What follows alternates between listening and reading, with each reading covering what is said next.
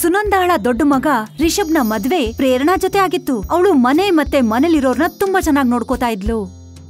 ನನಗೆ ವಿವೇಕ್ಗೂ ಕೂಡ ನಿನ್ ತರನೇ ಇರೋಂತ ಒಬ್ಳು ಸೊಸೆ ಬೇಕಮ್ಮ. ಆಗ್ಲಿ ಅತ್ತೆ, ವಿವೇಕ್ಗೆ ಒಳ್ಳೆ ಹೆಂಡತಿನೇ ಸಿಗ್ತಾಳೆ. ನಿನ್ನ ಬಾಯಿಗೆ ಸಕ್ಕರೆ ಹಾಕ್ತೀನಿ. ಸ್ವಲ್ಪ ದಿನಗಳ ನಂತರ ವಿವೇಕ್ನ ಸಂಬಂಧ ಪೂಜಾ ಜೊತೆ ಫಿಕ್ಸ್ ಆಗತ್ತೆ. ಇಡೀ ಕುಟುಂಬ ಖುಷಿಯಾಗಿತ್ತು. ಪ್ರೇರಣಾಗೂ ಪೂಜಾ ತುಂಬಾ ಇಷ್ಟ ಆಗಿದ್ಲು. ಹೇಗಿದ್ದಾಳೆ ನಮ್ಮ ಎರಡನೇ ಸೊಸೆ? ಮನೆಗ್ ಬರೋಳು ತುಂಬಾ ಚೆನ್ನಾಗಿದ್ದಾಳತ್ತೆ. ನೋಡೋದಕ್ಕೂ ತುಂಬಾ ಸುಂದರವಾಗಿದ್ದಾಳೆ. ಮತ್ತೆ ಕೇಳ್ಪಟ್ಟೆ ಮನೆ ಕೆಲ್ಸನೂ ತುಂಬಾ ಚೆನ್ನಾಗ್ ಮಾಡ್ತಾಳೆ ಅಂತ. ಇದು ಒಳ್ಳೆ ವಿಷಯ. ಆ ದೇವ್ರು ನನ್ಗೆ ಇಬ್ಬರನ್ನು ಒಳ್ಳೆಯವ್ರನ್ನೇ ಕೊಟ್ಟಿದ್ದಾನೆ. ವಿವೇಕ್ ಮತ್ತೆ ಪೂಜಾ ಮದ್ವೆ ಆಗೋಯ್ತು. ಈಗ ಸುನಂದಾ ಮನೇಲಿ ಇಬ್ರು ಸೊಸೆಯರಿದ್ರು. ಒಬ್ಳು ದೊಡ್ಡವಳು, ಇನ್ನೊಬ್ಳು ಚಿಕ್ಕವಳು. ಇಬ್ರು ಸೊಸೆಯಂದಿರು ಇಡೀ ಮನೆ ಕೆಲ್ಸನ ಹಂಚ್ಕೊಂಡಿದ್ರು. ದೊಡ್ಡವಳು ಅಡ್ಗೆ ಮಾಡಿದ್ರೆ ಚಿಕ್ಕವಳು ಮನೆ ಕ್ಲೀನ್ ಮಾಡ್ತಾ ಇದ್ಲು. ಇಬ್ರು ಸೊಸೆಯರಿರೋದ್ರಿಂದ ಮನೆ ಕೆಲ್ಸ ಆದಷ್ಟು ಬೇಗ ಮುಗ್ದು ಹೋಗ್ತಾ ಇತ್ತು. ಆಮೇಲೆ ಇನ್ನೇನು, ಇಬ್ರು ಸೊಸೆಯಂದಿರು ಕೂತ್ಕೊಂಡು ಹರಟೆ ಹೊಡಿತಾ ಇದ್ರು. ಅಕ್ಕ, ನಿಮ್ ಹತ್ರ ಯಾವ್ಯಾವ ಬಣ್ಣದ ಸೀರೆಗಳಿವೆ? ನನ್ ಹತ್ರ ಎಲ್ಲಾ ಬಣ್ಣದ ಸೀರೆಗಳು ಇದ್ಯಮ್ಮ. ಹೌದಾ? ಹಾ, ಹೇಳ್ಬೇಕು ಅಂದ್ರೆ ನನ್ ಮದ್ವೆ ಆಗಿ ಎಷ್ಟೋ ವರ್ಷ ಆಗಿದ್ಯಲ್ಲ. ಇಷ್ಟು ವರ್ಷಗಳಲ್ಲಿ ನಾನು ಎಷ್ಟು ಸೀರೆ ಕೊಂಡ್ಕೊಂಡಿದೀನಿ ಅಂತ ನನ್ಗೆ ಗೊತ್ತಿಲ್ಲ. ವಾ ಅಕ್ಕ, ನಾನು ನಿಮ್ ತರ ಸೀರೆ ಕೊಂಡ್ಕೋತೀನಿ. ಹಾ ಹಾ, ಖಂಡಿತ. ಪೂಜಾಗೆ ಪ್ರೇರಣಾ ಸ್ಯಾರಿ ಅಂದ್ರೆ ತುಂಬಾ ಇಷ್ಟ ಆಗಿತ್ತು. ಯಾವಾಗ್ಲೂ ಅವಳ ಸೀರೆಗಳನ್ನ ನೋಡ್ತಾನೆ ಇರ್ತಿದ್ಲು. ನೋಡ್ತಾ ನೋಡ್ತಾ ಯಾವಾಗ ಅವಳ ಮನ್ಸಲ್ಲಿ ಹೊಟ್ಟೆ ಕಿಚ್ ಬಂತು ಗೊತ್ತೇ ಆಗ್ಲಿಲ್ಲ. ನಾನ್ ಅಕ್ಕನ್ಗಿಂತ ಜಾಸ್ತಿ ಸೀರೆ ತಗೋತೀನಿ, ಅದಕ್ಕೋಸ್ಕರ ನಾನ್ ಏನ್ ಬೇಕಾದ್ರೂ ಮಾಡ್ತೀನಿ. ಆವತ್ತಿನ ದಿನ ಪ್ರೇರಣಾ ತನ್ ಗಂಡನ ಹತ್ರ ಹೋಗ್ತಾಳೆ. ಎಷ್ಟು ದಿನ ಆಗೋಯ್ತು, ನಾವೊಂದು ಶಾಪಿಂಗ್ ಕೂಡ ಹೋಗ್ಲಿಲ್ಲ. ನನ್ ಎಲ್ಲಾ ಸೀರೆಗಳು ಹಳೇದಾಗೋಗಿದೆ. ಅಯ್ಯೋ, ಇಷ್ಟು ಬೇಗ ಹಳೇದಾಗೋಯ್ತಾ? ಮದ್ವೆ ಆಗಿ ಇನ್ನ 1 ತಿಂಗಳು ಆಗಿಲ್ಲ. ಆದ್ರೆ ಏನಾಯ್ತು, ನೀವ್ ನನ್ಗೆ ಹೊಸ ಸೀರೆಗಳನ್ನ ಕೊಡ್ಸಲ್ವಾ? ಹಾ, ಕೊಡಿಸ್ತೀನಿ. ಇವತ್ ಸಂಜೆನೆ ಹೋಗೋಣ, ಆಫೀಸ್ ಆದ್ಮೇಲೆ. ಆಯ್ತು, ನಾನ್ ಕಾಯ್ತಾ ಇರ್ತೀನಿ. ಇಡೀ ದಿನ ಪೂಜಾ ಸಂಜೆ ಆಗೋದಕ್ಕೋಸ್ಕರ ಕಾಯ್ತಾ ಇದ್ಲು. ಅವಳು ಇಡೀ ದಿನ ಗಡಿಯಾರದ ಕಡೆ ನೋಡ್ತಿದ್ಲು. ಏನಾಯ್ತು ಪೂಜಾ, ಪದೇ ಪದೇ ಗಡಿಯಾರದ ಕಡೆ ಯಾಕೆ ನೋಡ್ತಿದ್ಯಾ? ಅದು ವಿವೇಕ್ ನನ್ನ ಇವತ್ತು ಶಾಪಿಂಗ್ ಕರ್ಕೊಂಡು ಹೋಗ್ತೀನಿ ಅಂತ ಹೇಳಿದಾರೆ. ಅವ್ರಿಗೋಸ್ಕರನೇ ಕಾಯ್ತಾ ಇದ್ದೀನಿ. ಅರೆ ವಾ, ಇದು ಒಳ್ಳೆ ಸುದ್ದಿನಮ್ಮ. ಆದ್ರೆ ತಾಳ್ಮೆ ಇರ್ಲಿ ತಂಗಿಯಮ್ಮ, ಸಂಜೆ ಆಗೋದಿಕ್ಕೆ ಇನ್ನೂ ತುಂಬಾ ಸಮಯ ಇದೆ. ಏನಕ್ಕ ನೀವುನು ನನ್ ಕಾಲ್ ಎಳಿತಾ ಇದ್ದೀರಾ?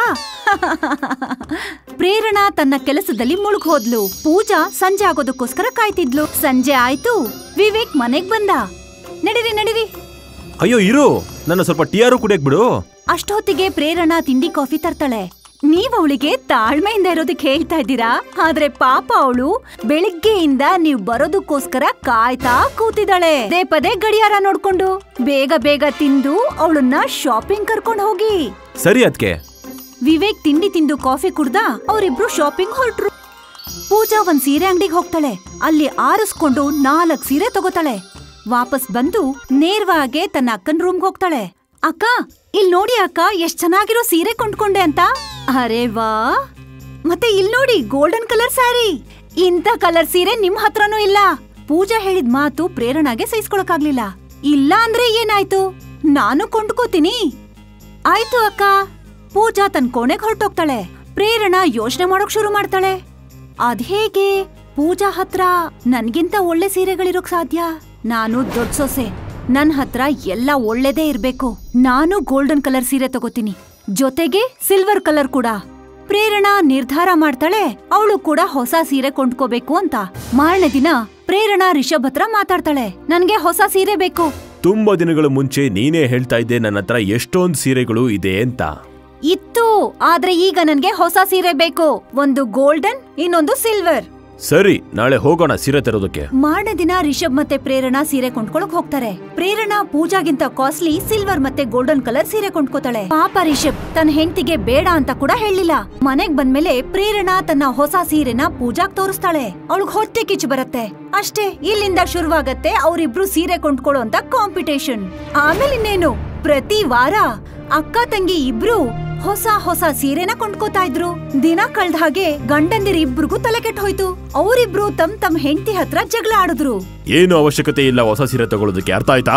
ಎಷ್ಟು ಸೀರೆಗಳಿವೆ ಅಷ್ಟೇ ಹಾಕೊಳ್ಳಿ. ನನ್ನ ಹತ್ರ ಏನ್ ಬೇನಾಮಿ ದುಡ್ಡುಗಳೆಲ್ಲ ಇಲ್ಲ ಇಲ್ಲಿ. ಅವ್ರ ಮಕ್ಕಳು ತೊಂದ್ರೆ ಏನು ಅಂತ ಸುನಂದಾಗ ಅರ್ಥ ಆಯ್ತು. ಸುನಂದ ತನ್ನ ಇಬ್ರು ಸೊಸೆನ ಕರೀತಾರೆ. ನೀವಿಬ್ರು ನಿಮ್ ಹತ್ರ ಇರೋ ಸೀರೆಗಳನ್ನ ತಗೊಂಡಿಲ್ಲಿ ಬನ್ನಿ. ಆದ್ರೆ ಯಾಕೆ? ನಾನ್ ತಿಳ್ಕೋಬೇಕು ಯಾರ ಹತ್ರ ಹೆಚ್ಚು ಸೀರೆ ಇದೆ ಅಂತ. ನೋಡ್ತಾ ಇರಿ ಅತ್ತೆ, ನನ್ ಹತ್ರನೇ ಜಾಸ್ತಿ ಇರೋದು. ಇಲ್ಲ, ನನ್ ಹತ್ರ ಜಾಸ್ತಿ ಇರೋದು. ತೀರ್ಮಾನ ಆಮೇಲೆ ಆಗ್ಲಿ, ಮೊದ್ಲು ಹೋಗಿ ತಗೊಂಡ್ ಬನ್ನಿ. ಅಕ್ಕ ತಂಗಿಯರ್ ಇಬ್ರು ಹೋಗಿ ತಮ್ಮ ಹತ್ರ ಇದ್ದಂತ ಸೀರೆಗಳನ್ನ ತರ್ತಾರೆ. ನೋಡಿ ಅತ್ತೆ, ನನ್ ಹತ್ರ ಎಷ್ಟೊಂದು ಸೀರೆಗಳಿವೆ ಅಂತ. ಇಲ್ಲ, ನನ್ ಹತ್ರ ಅಕ್ಕನ್ಗಿಂತ ಜಾಸ್ತಿ ಸೀರೆಗಳಿವೆ. ನನಗನ್ಸತ್ತೆ ನಿಮ್ಮಿಬ್ರು ಹತ್ರನೂ ಕಮ್ಮಿ ಸೀರೆಗಳಿವೆ ಅಂತ. ಏನು? ನಾನು ಈ ಸೀರೆಗಳನ್ನ ಡಬಲ್ ಮಾಡ್ಬಲ್ಲೆ. ನಿಜವಾಗ್ಲೂ?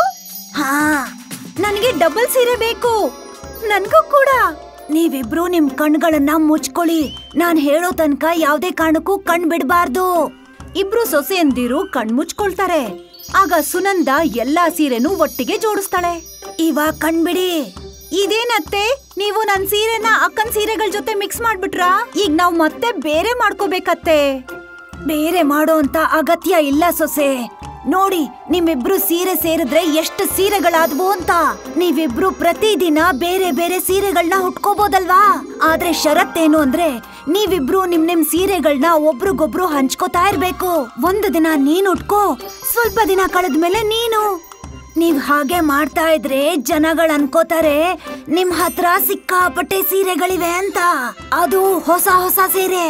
ಹಾ, ಎಷ್ಟೊಂದ್ ಸೀರೆಗಳಿವೆ ಅಂದ್ರೆ 2-3 ತಿಂಗಳವರೆಗೂ ಹೊಸ ಹೊಸ ಸೀರೆ ಉಟ್ಕೋಬಹುದು. ಖಂಡಿತವಾಗ್ಲೂ ನಿಜ. ಅಕ್ಕ ತಂಗಿಯರ್ ಮಧ್ಯೆ ಇದ್ದಂತ ಆ ಸಾರಿ ಜಗಳ ಮುಗ್ದೇ ಹೋಯ್ತು. ಆಮೇಲೆ ಸುನಂದಾ ದೇವಿ ಅವಳ ಇಬ್ರು ಮಕ್ಕಳು ಖುಷಿ ಆದ್ರು. ಈಗ ಅವರಿಗೆ ಹೊಸ ಸೀರೆ ಕೊಡ್ಸೋ ಅಗತ್ಯ ಇಲ್ಲ. ಅಕ್ಕ ತಂಗಿಯರಿಬ್ಬರಿಗೂ ಅರ್ಥ ಆಗತ್ತೆ ವಸ್ತುಗಳನ್ನ ಹಂಚ್ಕೊಳ್ಳೋದ್ರಿಂದ ಹೆಚ್ಚಾಗತ್ತೆ ಅಂತ. ಸ್ಪರ್ಧೆ ಮಾಡೋ ಅಗತ್ಯ ಇಲ್ಲ ಅನ್ನೋದು ಅರ್ಥ ಆಗತ್ತೆ.